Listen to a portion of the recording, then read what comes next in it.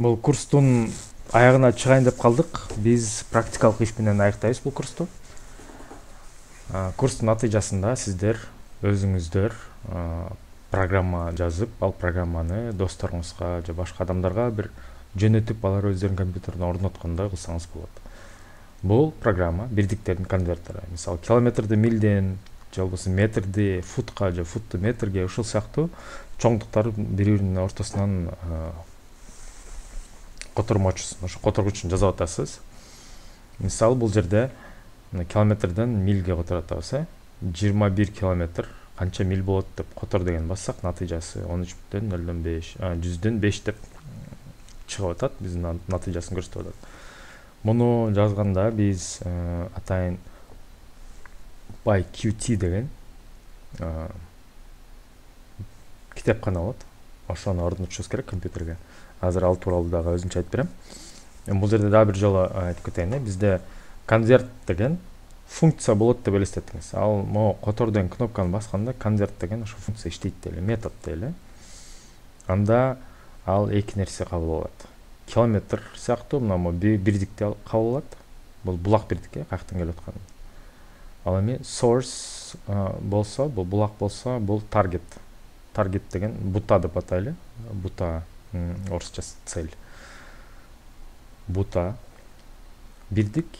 Үчүнчү аргумент катары ошол бирдик чоңдукту беребиз. Мисалы, 21 километрди берип атабыз. Бул километрден милге айландыр. Мына километр могу десек, натыйжасы ушул болот. Азыр биринчиден эч нерсе орнотпой туруп, бул шарттарын айтып берейин. Ушу долбоордун кадамдарын кандай болот экенин. Долбоордун папкасын түзөт экенбиз биринчиден. Конвертер деп атап коет экенбиз. Могу жерге келдик. Могу бош жерди бастык. Конвертер дедик. Могу виртуалдык чөйрөдө иштейбиз. Анан долбоордун папкасына өтүп туруп, env деген виртуалдык чөйрө түзөбүз. Макул, муну азыр жок кылайын. Муну деактивейт кылам. Деактивейт кылдым. Эми cd деп чык беле, конвертер. Конвертерге өттүк. Эми кайрадан виртуалдык чөйрө түзөт экенбиз. Env деп деле атап коелу. Виртуалдык чөйрө түздүк. Анан ушинтип активдештирип койдук. Анан кийин PyQt 6 деген китепкана орнотушубуз керек.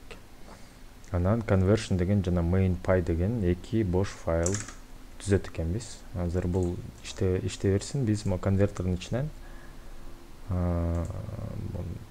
көңүл бурбайбыз буга. Бул биякта жабылып тура берсин. Main checkit.py деген файл түзөт экенбиз, бош файл. Ал мо env'дин жанында жатат, анын ичине кирген жок.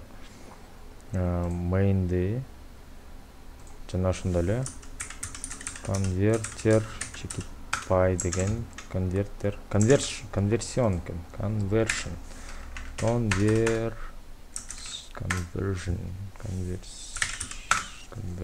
деп жазып койдук. Conversion деп бул виртуалдык чөйрөбүз түзүлдү. Эми PyQt 6 деген пакетти, бул китепкананы кийинки видеодо